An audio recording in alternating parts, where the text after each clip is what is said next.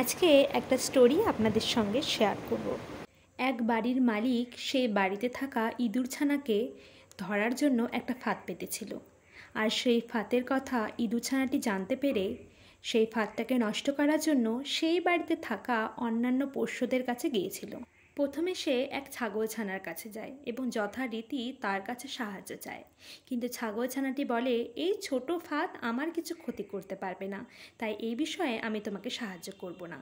তারপর দুঃখিত হৃদয় নিয়ে সেই ইঁদুরছানাটি তারপর এক মুরগির কাছে যায় এবং মুরগিকে বলে যে, বন্ধু, আমাকে একটু সাহায্য করো না, এই ফাঁদটাকে নষ্ট করে দাও, তাহলে আমি প্রাণে বেঁচে যাব। সেই মুরগিটিও একইভাবে বলে, এই ছোট ফাঁদ আমার কিছুই করতে পারবে না, সুতরাং আমি তোমায় সাহায্য করব না। তারপর ইঁদুরছানাটি এক গাভীর কাছে যায় এবং তাকে গিয়ে বলে, বন্ধু, আমাকে একটু সাহায্য করো। ঠিক তখন সেই গরুটি হেসে বলে, এই ছোট ফাঁদ আমার মতো বড় প্রাণীদের কিছুই করতে পারবে না, তাই তোমার যা হবে হবে, আমি তোমাকে সাহায্য করব না। এসব শুনে ভারাক্রান্ত হৃদয় নিয়ে ইঁদুরছানাটি চলে যায়। তারপর রাত্রেবেলা সেই খাঁচা থেকে শব্দ হচ্ছে দেখে বাড়ির মালিক খাঁচার কাছে যায়। অন্যদিকে সেই খাঁচাতে একটা সাপ ধরা পড়েছিল। সাপটি মালিককে দেখা মাত্রই মালিককে দংশন করে। সঙ্গে সঙ্গে সেই বাড়ির মালিককে হাসপাতালে ভর্তি করানো হয়। তার দ্রুত আরোগ্যের জন্য সেই বাড়িতে থাকা মুরগিটিকে কেটে রান্না করে খাওয়ানো হয়। কয়েকদিন বাদে দূর দূরান্ত থেকে অনেক আত্মীয় স্বজন তাকে দেখতে আসে এবং সেই বাড়িতে থাকা ছাগলটিকে হত্যা করে আত্মীয় স্বজনদের আপ্যায়ন করা হয়।